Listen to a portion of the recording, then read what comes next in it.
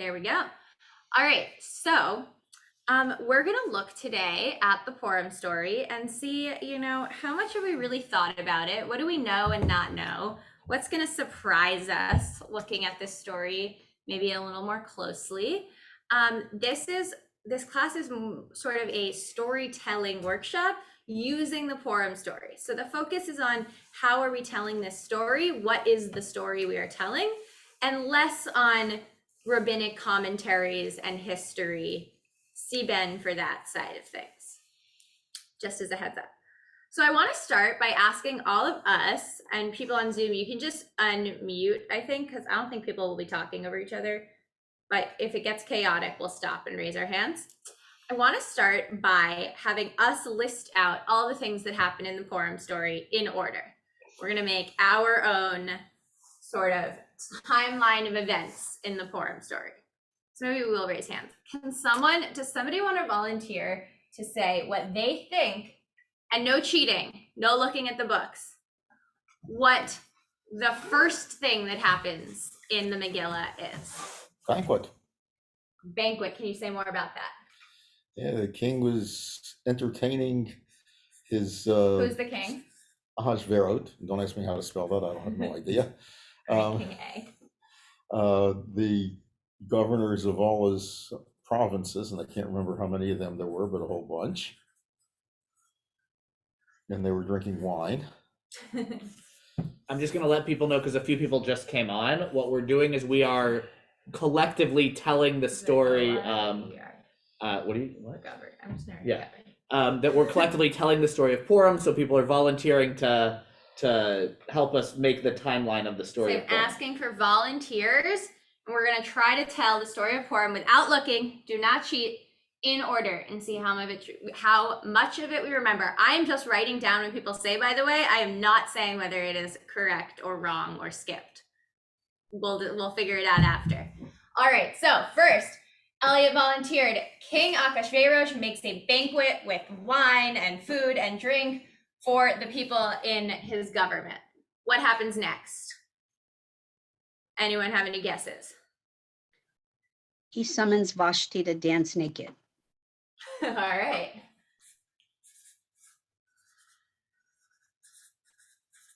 If my spelling is wrong, I'm sorry. I didn't realize she's left-handed. Yes, Yeah, I don't know how you would know that. Maybe because you're writing with your left hand. I'm learning to dance. Okay, so the king summons Vashti to dance. Wait, who's Vashti? His wife. Wife. All right, what happens next?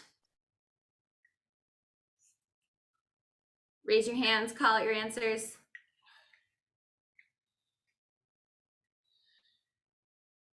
Something's got to happen next. You just say the next thing you remember happening, and then somebody else will say if they think something happened before that. So Vashti refuses to dance for him. He is annoyed, so he banishes her from the kingdom. All right. But I'll keep letting people in, so don't worry. Vashti says no, and he gets mad. There's my mad face, and he vanishes. No means no. He doesn't like that, though. All right, what's next? Vashti's gone. What's the next thing that happens in the story? I know this is kind of obscure, but the next thing is, I'm pretty sure Mordecai, the Jew, hears two people plotting to assassinate the king. All right, great. I'm pretty sure that's what's happening. So Mordecai. Wait, who's Mordecai, David? He's Esther's uncle, and a Jewish guy living in Shushan. Here we go. Okay, because we don't know Esther yet, right? Yeah. Here's two people wanting to, I'm just scribbling, killing King Ahasuerus. All right, so what happens after Mordecai overhears these people? What does he do? Any volunteers? Yeah, David? Else?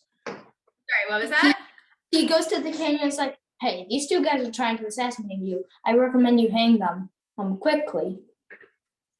All right. So he tells. And he hangs them. Are we saying Mordecai tells the king? Yeah. And then what does the king do? Hangs them. To hang them. He does. All right. I've got so many silent people. Somebody's got to know something about the Purim story. What happens next? Any of my people in the room, you can answer too. King decides he wants a new queen. The king decides he wants a new queen. And then what? What does he do to get a new queen? Sends out messages for all the hot chicks to show up. And sends like that, out wasn't it? messages.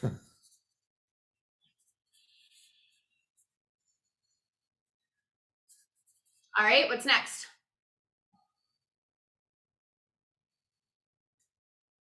Our title character is about to come in. Who wants to say what happens next? Who's our title character?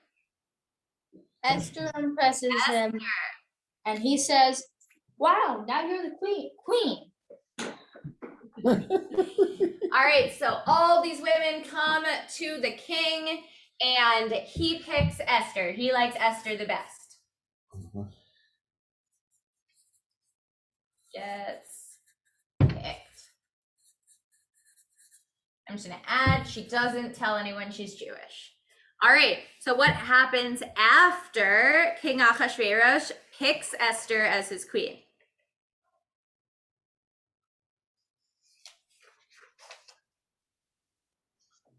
Any guesses? I wonder if the rabbi knows. Ben, what's the next thing that happens in the David's story? got to stand up. All right. I'm pretty sure that the next thing that happens after Queen Esther gets picked is that Mordecai overhears Bigtan and Teresh. No, we already did that Oh, when you were out of the room. darn Sorry. it. So maybe Don't play dumb. Say what you think is next. You might be wrong. Mordecai refuses to bow to Haman. Wait, we don't even know who Haman is yet, so Oh. you're definitely skipping ahead. Haman hadn't entered Yeah, in we yet. haven't. Haman hasn't appeared yet. Oh, okay. Well, then I guess we find out that Ahasuerus has this grand vizier named Haman. By the way, that is the correct order. Okay. We don't hear about Haman until after. Okay. Okay, but so Haman gets promoted. Haman gets promoted. There you go. See, the rabbi doesn't even know, so everybody should not be afraid. It's been a while. I'm a little rusty. You're supposed to have the whole Bible memorized. I skipped that class.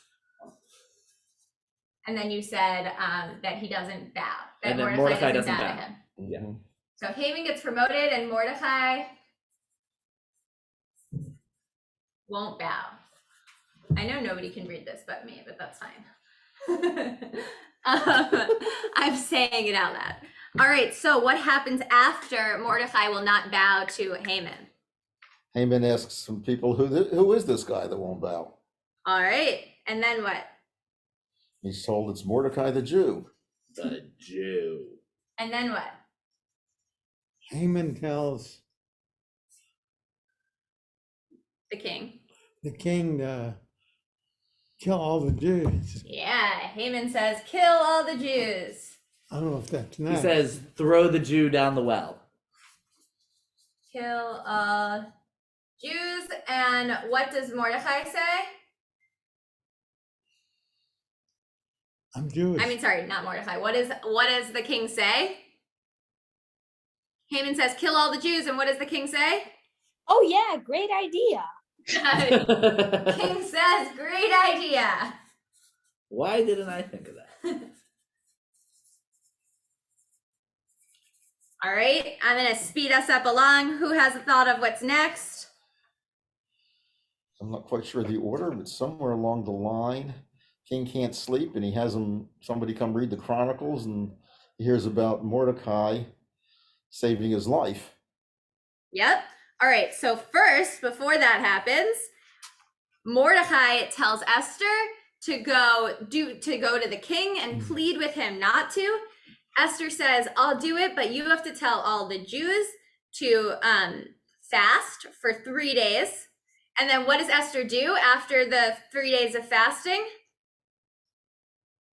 Invites Haman and the king to a very, very nice party.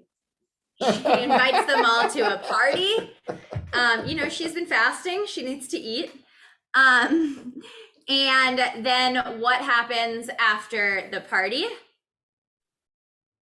They get drunk.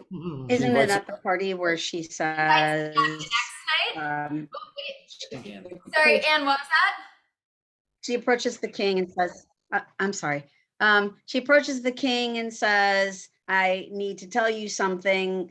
Your man here, Haman, that you think is so great, has made his plot to kill the Jews. And guess what? I'm a Jew. Beautiful. And then what does the king do, Anne? He takes Oh, my back. internet's kind of going out. Sorry. The king says, what? You're a Jew? I didn't know this. This is terrible. And I love you. And this, I'm going to choose you over him. So bye-bye to him. Right? So Esther says, I'm a Jew and Haman is trying to kill all my people. And the king orders Haman be hung. Then Esther's like, that's great, but my people are still going to be killed. Can you do something about that? And the king says, sorry, I can't reverse the thing I've already done. But I will say it's okay for you to fight again. You can fight against these people who are going to try to kill you, and you can defend yourselves, whatever you need. It's all good. And the Jews rise up. They kill a lot of people, including Haman's 10 sons. And then they rejoice. That's sort of the gist. And then they write it all down. All right. So it's a long story, right? It's a longer story than we think it is. A few things that I saw when I was doing this that I missed. Where do we miss the Haman having to lead Mordecai on the royal horse around the town? We did miss that. See, there's so much to this story, right? So the king can't sleep. He realizes that Mordecai is the one who saved his life. He says he needs to be honored. Haman, how should I honor somebody? And Haman says, you should honor them by giving them the royal treatment. And then he says, go do that to Mordecai. And Haman has to do that. And he's not thrilled about it. And Haman and he's even less thrilled because he has to pick up horse poop. I like that version. David, maybe when we get to writing, that'll be the version you write. One thing that when I was preparing for this class that I had forgotten about or didn't realize was that when Haman tells King Ahasuerus to kill all the Jews, he says, I'll give you 10,000 pieces of silver for doing that. So the king's not just taking Haman's advice, he's actually exchanging Jews' lives for money, which is not a part of the story I'd remembered. So that's why it's good to do this kind of taking of account of the story. All right, so that was an overview. Now we're going to delve more deeply into a part of the story. Can you share not the Safaria thing, the document? Huh? All right. I'm going to share my screen, so that's what's going to happen for those of you on Zoom. Aha! You can now see lots of Hebrew. Yep. You could scroll to the English. Hold on. I think this is right. Okay, I think these are in the right order. All right. So we are going to try to get as many people to read as possible. So Ben is going to call on folks. I'm going to call on folks. Oh, Yeah. goody. Okay. So paragraph by paragraph, we're going to read this part out loud. All right. This is the very beginning. I am going to call on people. I'm going to try to do alphabetically by first name.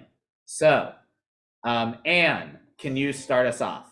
I get all the good names. Okay.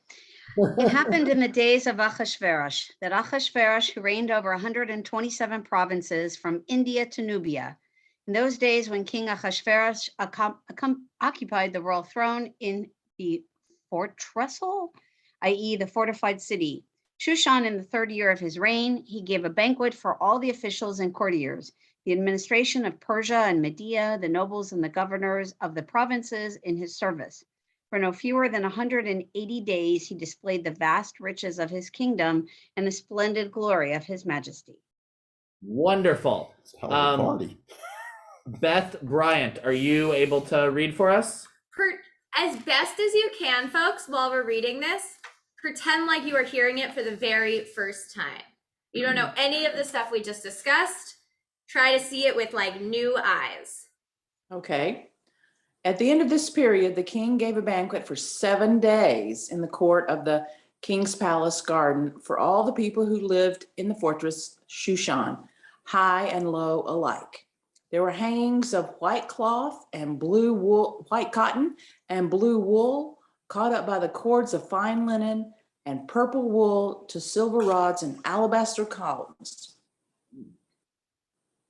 Wonderful. Before, And before, One sec, Beth. Okay. are we?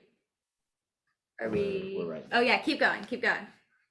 And there were couches of gold and silver on a pavement of marble, alabaster, mother of pearl, and mosaics. Royal wine was served in abundance, as befits a king. No, in golden beakers of varied design. And the rule for the drinking was no restrictions, for the king had given orders in every palace steward to comply with each man's wishes. All right, before we go on, can somebody say, what is the story about so far? If we are seeing this story for the very first time, what do we think this story is going to be about? A huge fancy party. A huge fancy party, right? There is no mention of Jews. There's no mention of Esther. This is just a big fancy party, and we're going to have a fun story about it, right? Aren't we so excited? This is going to be so fun. Yeah, 6-month party. I think they say 7 days here. It says 180. No, it somewhere. says at one point, it says on the 7th day. Oh, maybe that's the second Yeah. set of parties. All right, we'll see. We'll go. All right. All right, next person. Can I Beth ask- Kane. I was just going to Yeah, ask, go ahead, Ann. can I ask a quick question? Of course. Historically, we Jews have tried to differentiate ourselves from our neighbors in so many ways, like the Amalekites. We don't want to, give up our children to any sort of idolatry situations. But one of the whole messages of Purim is that you should get so shikar that you don't know the difference between Mordechai and Haman. And yet, in doing so, aren't we emulating our neighbors at the beginning of the story? Wow, there's a lot. That's a lot of a question right there. That's me. That's not a little question. I'm curious. What do you think? What do you think? What's your response to yourself here? Oh, that's a nice way to turn it around. I think, there's the old joke that they tried to kill us, we overcame them, let's eat. So despite the fact that our neighbors are big partiers, this is one instance that we are grateful to be alive and thankful to God that, and so it's okay for us to do so in moderation. Yeah, not so much moderation at any point in this story, though. But in real life, yes, we encourage moderation. Get drunk in moderation. I think that's a great answer. I think that question that you just posed is kind of the crux of Purim. Figuring out what are we trying to celebrate here actually, I think is the question that we should all really be asking about this holiday, and something that hopefully we'll delve into a little bit more as we continue in the story. I think that if there's one takeaway from today, I think it's that we make this story out to be a lot more simple than it is. And when we really dive into it and really say, what are all the working pieces to this story? Maybe we realize this holiday's got a lot more to it than we pretend like it does. I think also that, I was just going to say something about there being a lot more to the story. I think Lewis is trying to raise his hand. I lost it, so maybe Lewis will say what I was going to say. No, I was going to say this is kind of like Game of Thrones Megillah. I don't watch Game of Thrones, so tell me more. It's just kind of like the mystery of the kings and the queens and what they decide and who's going to conquer whose kingdom. And there's no flaming dragon. Yeah. So we think. Who really knows? All right, let's keep going. All right, alphabetically, we're up to Beth Haynes. Okay. In addition, Queen Vashti gave a banquet for women in the royal palace of King Ahasuerus. On the seventh day, when the king was merry with wine, he ordered Mehum, Bezertha, Harbana, Bigtha, Abagatha, Zetar, and Carcass, these 7 eunuchs in attendance on King Ahasuerus, to bring Queen Vashti before the king wearing a royal diadem to display her beauty to the peoples and the officials, for she was a beautiful woman. But Queen Vashti refused to come at the king's command conveyed by the eunuchs. The king was greatly incensed, and his fury burned within him. Then the king consulted the sages learned in procedure. What, he asked, shall be done according to law to Queen Vashti for failing to obey the command of King Ahasuerus conveyed by the eunuchs? I just want to pause because I remembered what I was going to say in response to Anne. I think, like, if we're looking at it as this story as a storytelling lesson, I think truly good stories make us think that they're simple when we first read them, so we understand them and we like them and we're entertained, right? And then when we delve into them, we're like, wow, there's a lot more here, so we're not bored, right? So, like, actually, I think this is a really good lesson in how do we tell a good story. And with that in mind, let's keep going with our story. Brenda, take it away.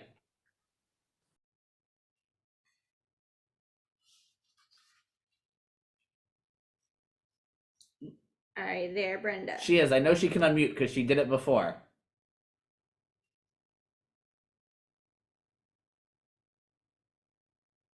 Oh, here, one sec. Let me try this. Can you unmute now? There we go. Yay. We got All it. right. They missed out on the joke that says serve food and they'll all come. But Okay. which is proverbial. Thereupon Memucan declared in the presence of the king and ministers, Queen Vashti has committed an offense not only against your majesty, but also against all the officials and against all the peoples in all the provinces of King Ahasuerus. The queen's behavior will make all wives despise their husbands, as they reflect that King Ahasuerus himself ordered Queen Vashti to be brought before him, but she would not come. This very day, the ladies of Persia and Media who have heard of the queen's behavior will cite it to all your majesty's officials, and there will be no end of scorn and provocation. If it please your majesty, let a royal edict be issued to you and let it be written into the laws of Persia and Media, so that it cannot be abrogated. That Vashti shall never enter the presence of King Ahasuerus, and let your majesty bestow her royal state upon another who is more worthy than she. Then will the judgment executed by your majesty resound throughout your realm, and vast through it though it is, and all wives will treat their husbands with respect, high and low alike. Great job. All right, so this is excellent part. They say you've got to make an example of Vashti. This is not just about what Vashti did, but if we let her get away with this, all wives are going to start leaving their husbands and not listening to them, and we can't have that. That would be mayhem. So we really need to be very harsh with Vashti so that no other women will get any funky ideas. All right, here's our last part here. All right, David, you're up. The proposal was approved by the king and ministers, and the king did as Memucan proposed. Dispatches were sent to all the provinces of the king, to every province in its own script, and to every nation in its own language, that every man should wield authority in his home and speak the language of his own people. Now, why would you need to remind a person to speak their own language? I don't know. Maybe King. Oh, I think Oh, wait, say that again, David. Maybe why would you need to speak your own language? I don't know. Maybe King Ahasuerus is too drunk to think clearly enough to not state the obvious. David's got the idea of the whole story. I'm glad we're giving the kids of today good messages through this story. Get drunk. So we don't behave the way that he behaves, David. It's not good. So they send this out, they put it in writing, and right, what is this part about each in their own language? They're like, this is so important. There's all these different people in our provinces that speak different languages, and we want to make sure every single one of them understands. So we're going to translate this into all of the languages so that everybody will get this, because it's really so important that we can't have all these wives disobeying their husbands. All right, so that is chapter 1 of the Megillah. Stop sharing. Well, if people want to like, yeah, I guess because they can't scroll on their own. Okay, so let's say this was the only part of the story we saw, the only part of the story we get. What do we think this story is about? Controlling women. A guy, Controlling women, right? What would a David guy say? and his drinking buddies. A guy and his drinking buddies. Awesome. What else? If this was the whole story that we were given, what would this story be about? The king's rule is law, and you don't go against him. King's rule is law. Anyone else? There's no wrong answers here, y'all, because we're just saying what we think the story's about. Chauvinism. Chauvinism, great. Love it. I mean, truthfully, like these themes do last throughout the rest of the story, but if I this didn't were understand Act 1, what? Say it again. I didn't understand the part of what the eunuchs do in this role. So the eunuchs serve as like the king's advisors, sort of. They messengers and also advisors. They are sort of helping the king figure out what is he going to do in these situations, and they're the one who fetches all the king's women for him. They pick eunuchs because presumably the king would then not have to worry about the eunuchs taking his concubines for themselves. So they tended to have eunuchs around them. So if this was Act 1 of a play, and it's now intermission, and we're, chilling by the coffee bar, deciding whether we want to go back and see the play or not, and we're like, nah, it's not that good, I'm gonna leave. What would we think this story was about? Would we think it's about Jews? No. Would we think it's about Esther? We'd be very confused why we came to see a play called The Book of Esther. Because there's no Esther, right? So, Not a Haman. right, there's no Haman. There's no Mordecai. There's no Mordecai. There's not, and who's the conflict between in this first chapter of this book? Ahasuerus and Vashti. Ahasuerus and Vashti, who, by the way, I think if you asked your average person on the street, they would not tell you Vashti as part of this story. They might know King Ahasuerus. She's pretty big, but I don't think they'd know who Vashti is. But here now we've read the entire first chapter of the Megillah, and that's the only person that we have in conflict with one another. They take a lot of time in this story on this conflict, which seemingly is not the point of the whole Megillah. Thank you. You're the drummer. So that's an interesting storytelling technique. This story has so many twists and turns that if we take a look at any one single part of the story, we miss out on a lot of other parts. And I just want to take a look really quickly at one other. I sort of broke the Megillah down into sections. Did I send you the other thing? Okay.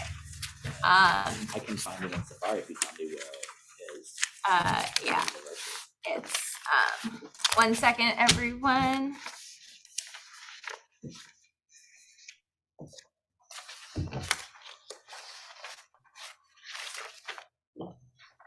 Sorry.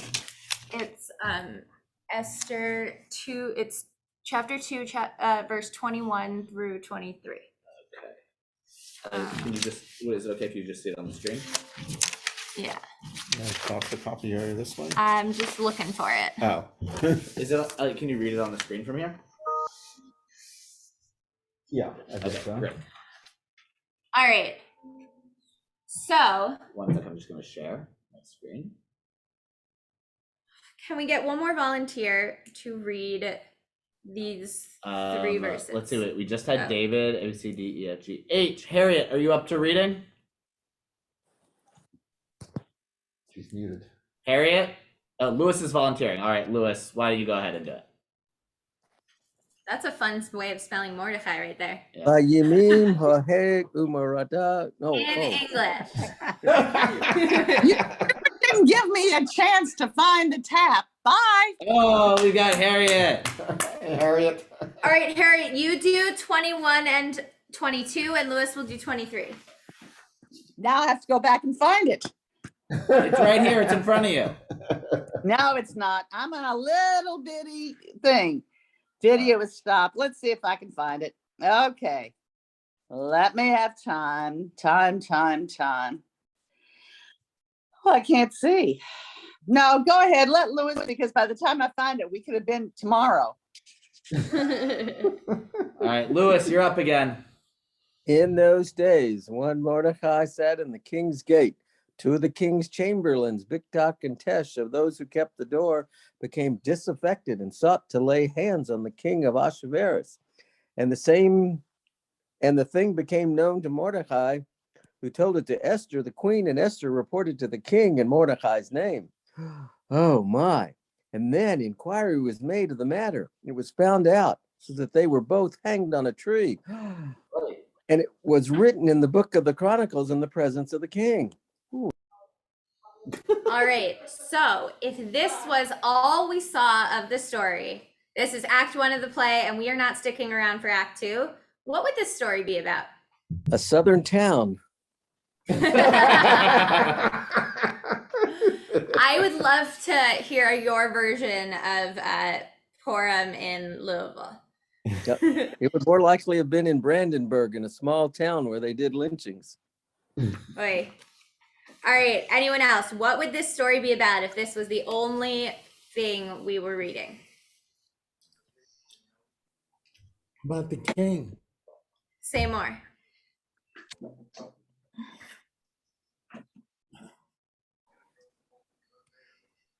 It was only 3 verses, y'all. What did we read? What's it about? It's right. It's still up on the screen. So it's intrigue, the potential plot to kill the king.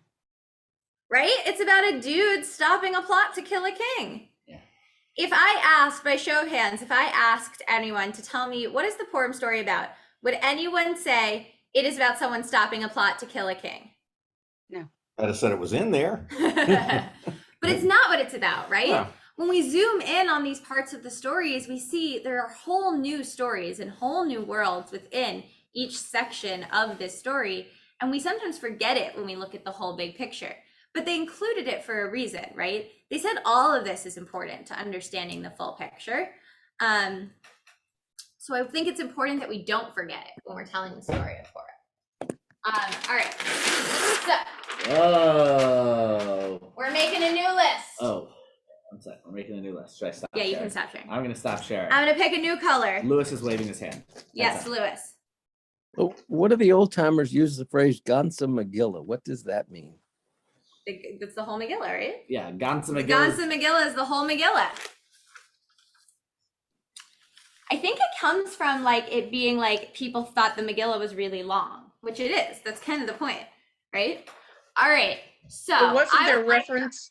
But wasn't there reference to it that it was a big deal? I mean, that's how I think. Yeah, it My actually family comes from a used it. play. I actually think the whole Megillah comes from a play from the 80s is like when they first said it. I don't know. I I've could be heard wrong. the whole Megillah long before the 80s. No, I know, but I think it was like popularized in like modern culture that using that phrase. I don't know, I could be wrong. Anyway, we're moving on. So I would like us to try to make a list of who are all of the characters who appear in the Megillah. So people can just shout it out, type it in the chat, whatever you want. We're just gonna list who are all of the characters that appear in this whole story. Go for it. The king. King Ahasuerus. Who else? Haman.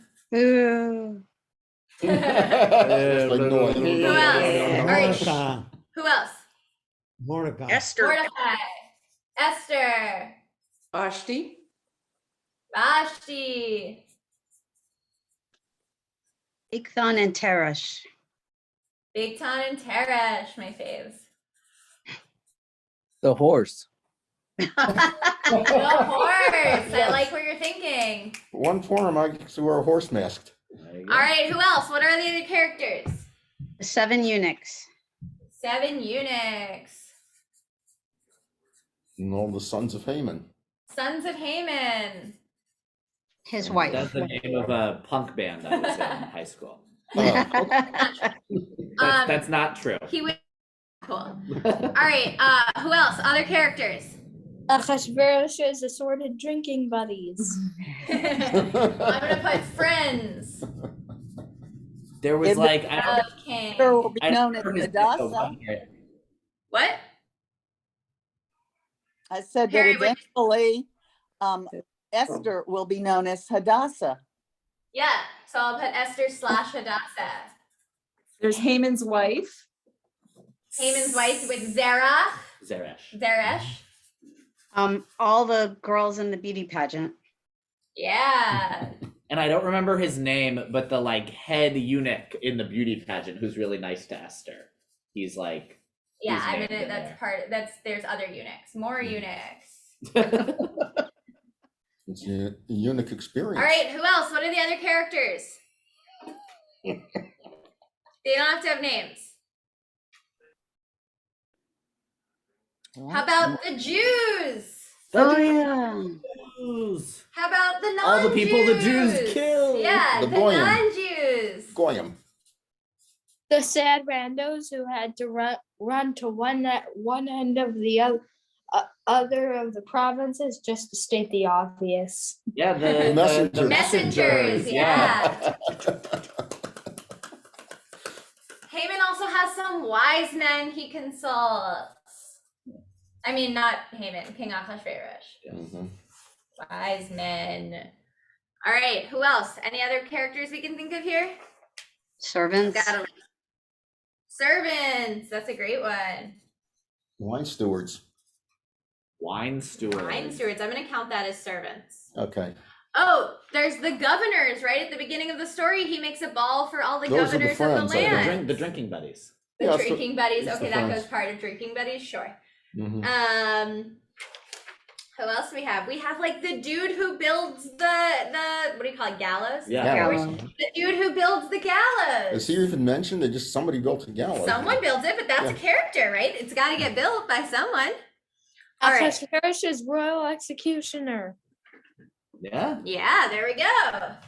All right, so I am gonna call on people, and I want to hear from y'all what you think the story would be if we told it from the perspective of one of these characters, and I will show an example. Can I interject quickly before this Yes. starts?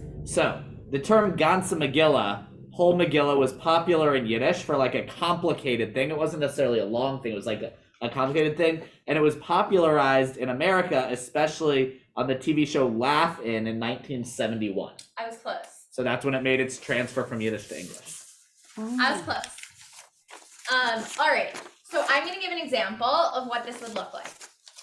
Let's say somebody give me a character. David, give me one of the characters we named. Teresh. Teresh. Okay, so I'm going to tell this story from the perspective of Teresh.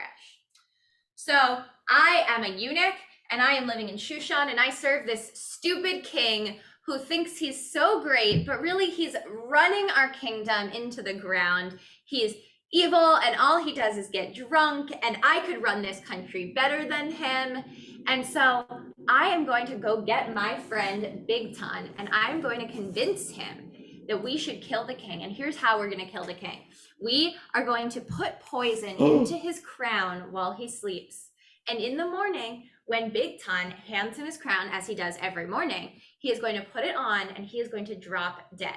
I'm going to go to my cousin, Zusha, and I'm going to go get her, I'm going to go get the evil poison from her tomorrow. But nobody can know about this plan. What was that? Did I hear somebody? Did somebody hear my plan? Uh-oh, what's gonna happen?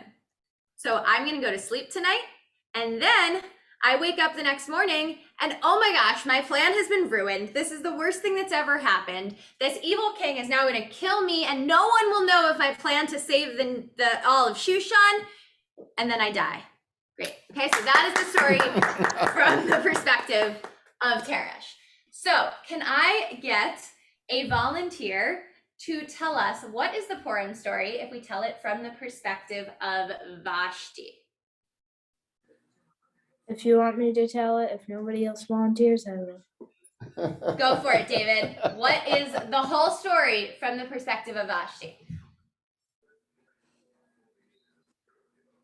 So Achashverosh is running this insane banquet. I'm running one simultaneously when suddenly 7 weird dudes whom he calls eunuchs say I have to go out into his banquet, wear a weird crown tiara thingy that I am not even sure that I own, and do something.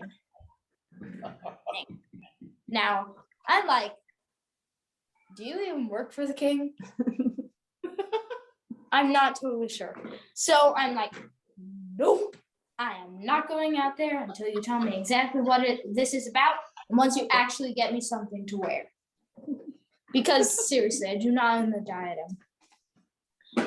So the king was like, no, Vashti, you must leave. And he's so drunk that he's like, okay, this is a bad example. Gotta send messengers out to everybody and say, don't do this exact situation. This is way too specific to actually be useful, but okay. If he wants to do something weird while he's drunk, he can. Was that the end of the story? Yeah, that's all it. right. That was great. But what do we think? What's Vashti doing when we stop talking about Vashti, right? Vashti is no longer the king, but what do we think Vashti thinks of Esther, right? That's a question we could ask ourselves if we're telling the story from the perspective of Vashti. We think Vashti is like, this younger, newer person came and took my position? Or do we think Vashti maybe feels really badly for Esther? Or do we think, are you saying goodbye, Louis, or are you trying to raise your hand? No, it's kind of like the Kardashians. Mic drop. Louis, do you have all the pop culture references? And all the hot takes. Louis, The Kardashians were tell us raised in, more. How is this Star like Trek. the Kardashians?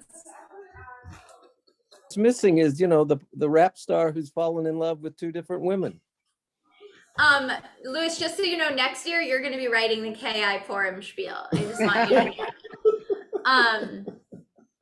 All right. You could make it the Kardashian story. That would be a cute little play. Does Vashti even know about Esther, or like would she have even heard about any of the doings that go on beyond this? Right. Does Vashti even know about this? What does she know? But she doesn't cease to exist, right? When the story stops talking about her. She's got all the courtiers would be gossiping. She would be up on the story. See, right? Her pop magazine somewhere. But we're left to wonder, right? Because we're not with each other.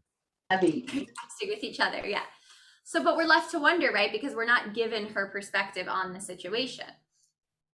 So a good question to ask ourselves when we're trying to really delve into a story, right, is like, well, where is this character and what do they think about this, right? When we hear any story at any point in life, this is what I love about theater and about storytelling. We only ever hear one perspective on the situation, right? Like, I'm sure we've all gotten into a situation with our partners or our friends or our kids or our parents or anybody we're in a relationship with in life where you think that you could not possibly have done anything wrong, right? From your perspective. I've never done anything wrong in our relationship, right, Ben? And neither have I. Right. So this is why we try to examine the story from multiple perspectives.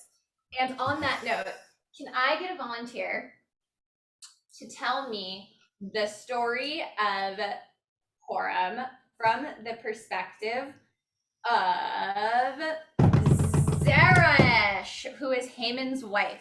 What is this story from the perspective of Haman's wife? Sure, I'll go. Yeah. All right. So I'm married to this dude. Is he perfect? No, but he makes a nice living and is a good provider and a good father to our, I think, 10 sons. I lose count.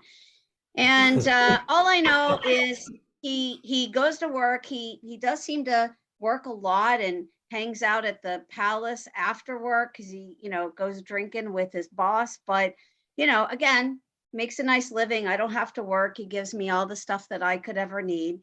And then he tells me something about these Jewish people. I don't even know who they are, but they're really numerous and they're taking over the kingdom. And I personally don't know any Jews, but you know, if my husband says they're bad, then that's good enough for me.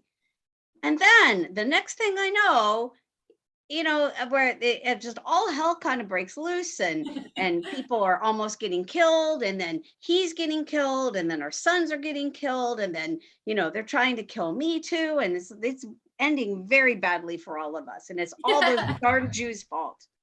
Beautiful. That was excellent. A+ job there. All right, let's try one more. Can I get a volunteer to tell me the perspective? What is the Purim story from the perspective of Joe Shushan, who is a non-Jewish person living in the town of Shushan at the time of the Purim story?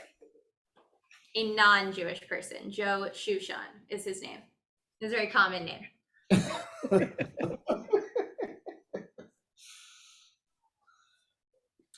How about, No one else volunteers, I will.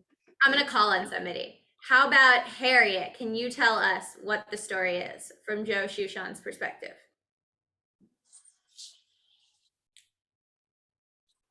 If you're there. You're already unmuted, Harriet. Oh, and she's there. Uh-oh. Wait, we heard you for a second.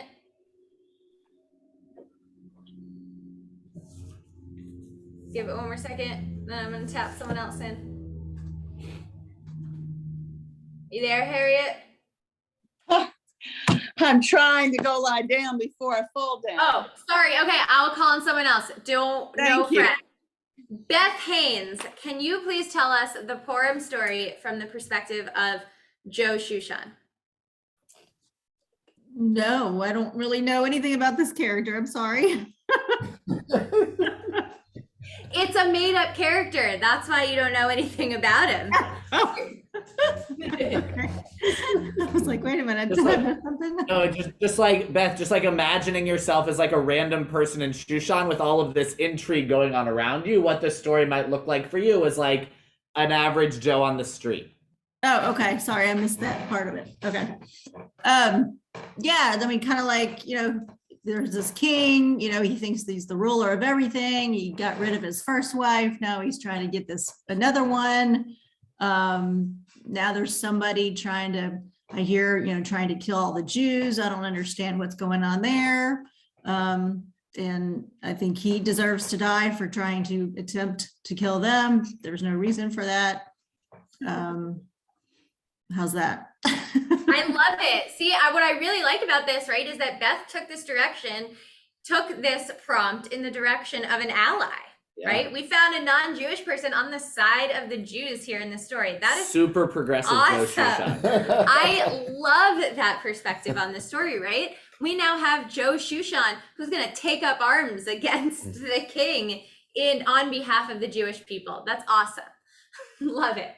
We might have Jane Shushan, on the other hand, right?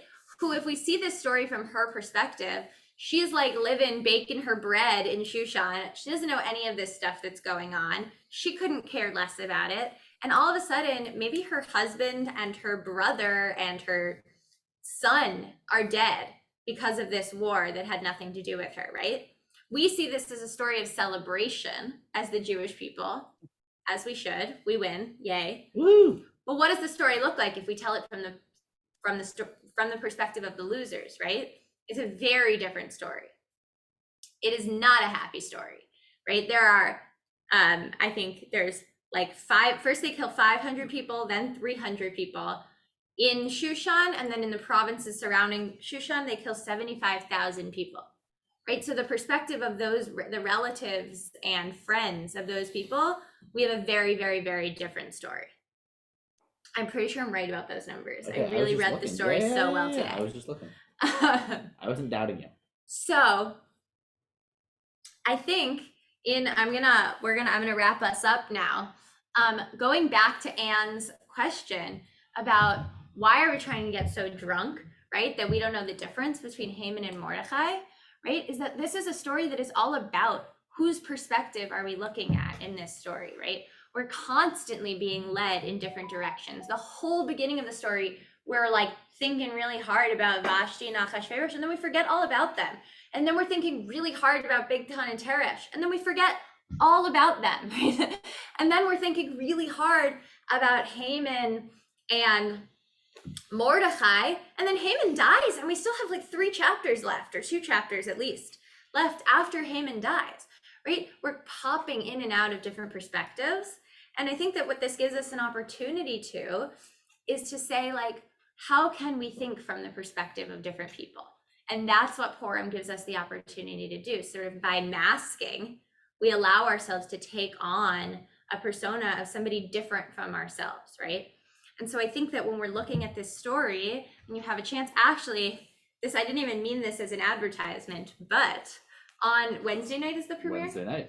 Wednesday night, we're going to be premiering with AJ, Yehuda Husband's animated short film, which I'm pretty sure is from the perspective of one of the king's eunuchs, right? So Yehuda Husband, who's a wonderful creator, theater maker, animator, he said, I want to know, what does this story look like from the perspective of the eunuch? And then he told that story. So come check that out Wednesday night to see like a more fleshed out example of what we're doing here. Is that here? It is. Here. Okay. Right here. And if we had more time, what I would have us do is I would like assign each of you a character and actually have you try writing out this whole story from the perspective of that character. So, you know, if you're feeling really nerdy, I super encourage you to do that in your own time. And if you send them to me, I will send them to Ariane and she'll read them and You can also just send you them said, to yeah, me. I'll put Ariane's email in the chat. But I think that, like, if anything, if we have any takeaway from this holiday, from this workshop, from this story, right? It's like, what happens if we flip the narrative? How does the story change if we look at it from Mordecai's perspective and from Haman's perspective, right? And how can our knowledge of the world expand and be enriched by considering the story from all these different points of view? Any questions, thoughts, comments? Otherwise, you're free to go. Thank you, everyone, for coming. Chag Sameach, almost. About Kaddish. I think it was very interesting, Thank and I you. think Hug some ass. I think it was interesting and very timely. But I want to thank David. I think he added a lot to the class. I really enjoyed his. David! And I likewise think, Ariane, that was really a very timely way to explain it. Very well done. I want to add one note as a little answer also to Anne's question about whether or not there's any limits to our drinking on Purim. There's a story in the Talmud. Oh yeah, there is, yeah. Where Rabbi Rava gets together with Rabbi Zera, and they get so drunk that Rava cuts off Rabbi Zera's head, and then he gets up, in the morning, and he somehow manages to bring him back to life. And the next Purim, Rava says to Rabbi Zera, hey, you want to come by my place for Purim? And Rabbi Zera says, no thanks, you go a little too hard for me over there, Rava. That's a little over the pale. I'm not, like, fool me once, shame on you, fool me twice, shame on me. So one should not get so drunk that one commits any gross or heinous acts of of rabbi murder. But actually what it says in the halacha is if you are dancing, if you're so drunk and you're dancing, that you knock over someone's lamp, or, you know, they didn't have lamps, whatever it is. If you knock over someone's lamp, that's okay. You are not responsible. You do not have to pay somebody for their property on Purim. Another day you would, but on Purim, you're happy, you're dancing, you knock over someone's lamp, you're all good. But if you walk into someone's house on Purim and you're like, I hate that lamp, and you knock it over, you are responsible and you do still have to pay them back. So they say that, like, your level of merriment should be one that, like, you can lose control, but you also, like, know what you're doing and can make choices, is sort of where the halacha lands on that matter. My question is, do we get Hamantashen Osna Haman on Wednesday night? You know, that's a good I'll get back to you on that, Harriet. I'm not certain. out of my bed just to sit. I need some food. All right. Harriet, what's your favorite kind of Hamantaschen? Mon, there's only one kind of Hamantaschen. That's my dad's favorite too. Last year we got some just for him, and it was sitting, and then the like leftover was sitting in our fridge for like a year. Boo. What's your Which favorite? flavor is everybody? this? That's poppy seed. Wow. Yeah, thank you, David. I'm with you. I like a good I apricot. love poppy seed. Harriet, you're gonna think my favorite is sacrilegious. I like Nutella. I know, it's my ancestors don't even know what to do with me. All right. All right, everyone, thank you so much for coming. We I think we're hope a to little see short you now for Wednesday Tuesday. night. Thank All right. you. Take care, everyone. Awesome. Good Thank job. you. Thank you. I'm Good. gonna stop the recording. You can just end them. Just do good. Oh.